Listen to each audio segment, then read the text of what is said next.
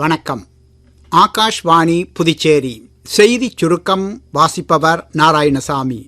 நம் நாட்டின் விண்வெளி ஆய்வு நிலையம் விரைவில் அமைக்கப்படும் என்று பிரதமர் திரு நரேந்திர மோடி தெரிவித்துள்ளார்.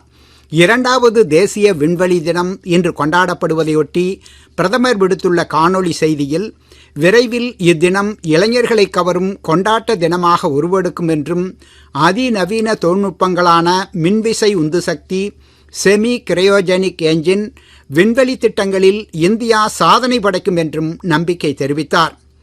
சந்திரயான் 3 வெற்றியை பறைசாற்றும் வகையில் விண்வெளி தின கொண்டாட்டங்கள் இன்று பெருமிதத்துடன் கொண்டாடப்படுவதாக மத்திய விண்வெளித்துறை இணையமைச்சர் டாக்டர் ஜிதேந்திர சிங் தெரிவித்துள்ளார். குடியரசு துணைத் தலைவர் தேர்தலில் தேசிய ஜனநாயக கூட்டணி வேட்பாளர் திரு சிபி ராதாகிருஷ்ணன், இண்டி கூட்டணி வேட்பாளர் திரு சுதர்ஷன் ரெட்டி ஆகியோரது மனுக்கள் ஏற்கப்பட்டதாக தேர்தல் ஆணையம் தெரிவித்துள்ளது. குடியரசு துணைத் தலைவர் தேர்தல் அடுத்த மாதம் 9ஆம் தேதி நடைபெறவுள்ள நிலையில் மனுக்களை திரும்பப் பெற நாளை மறுநாள் வரை கால அவகாசம் வழங்கப்பட்டுள்ளது.